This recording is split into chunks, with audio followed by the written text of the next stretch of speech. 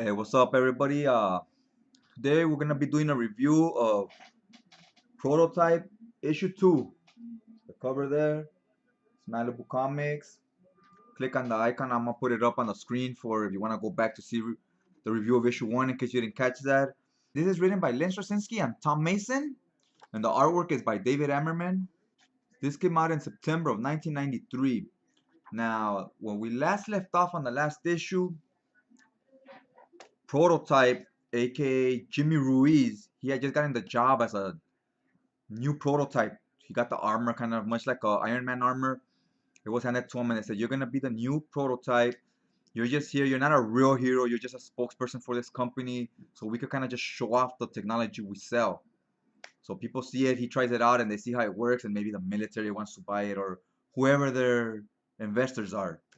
Last issue, a villain, disgruntled employee, appeared, and it was a great opportunity to showcase this armor, this weapon, if you will.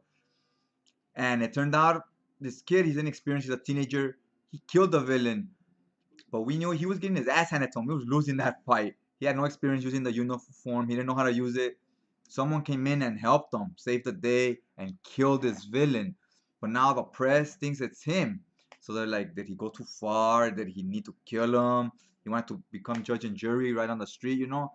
And the leaders of the sex of this company are Mr. Leland and Miss Major. Miss Major, this is a little bit of a spoiler. She kills him. She did something to him. We don't quite know what, but it reveals itself. She has some type of superpower. She could be an Ultra. This is what the superheroes, people or supervillains, people with powers, they're called Ultras here. And it starts off with Leland and Miss Major. They're arguing, and he's like, we're getting all this negative press. I got America's Most Wanted calling me. Why did you do this? So he's obviously aware of her superpowers, and he's arguing with her. Why did she do that? Now we got a dead body here.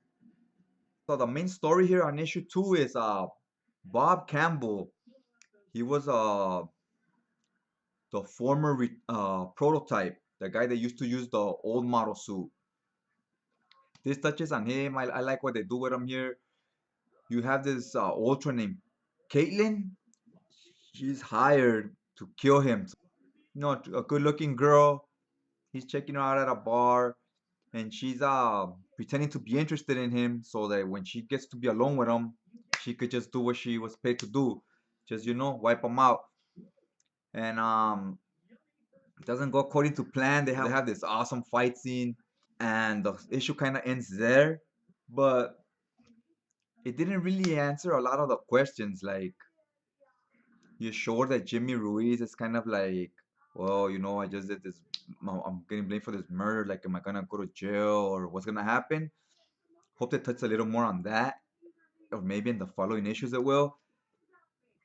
And also on Miss Major, because it's known that she's an ultra, so I kind of want to get some background on her as far as what her powers are, her origin, how she became an ultra or whatever. We still have a lot of questions that haven't been answered. It is barely issue 2, so you gotta give it a few more issues, see what happens.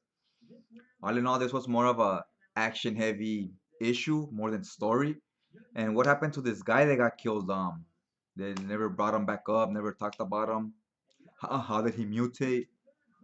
How did he become an ultra? So let's wait for part 3, see what happens there. So you like what you saw? Post your comments on the bottom. I think I'm gonna I'll do one by one, and once I'm done with the whole series, it only runs 18 issues. Once I'm done with it, I'm gonna just do a wrap up of all 18 and what I thought about the series in general. Alright guys, that's all I got for you today, and I'll check you guys out next time.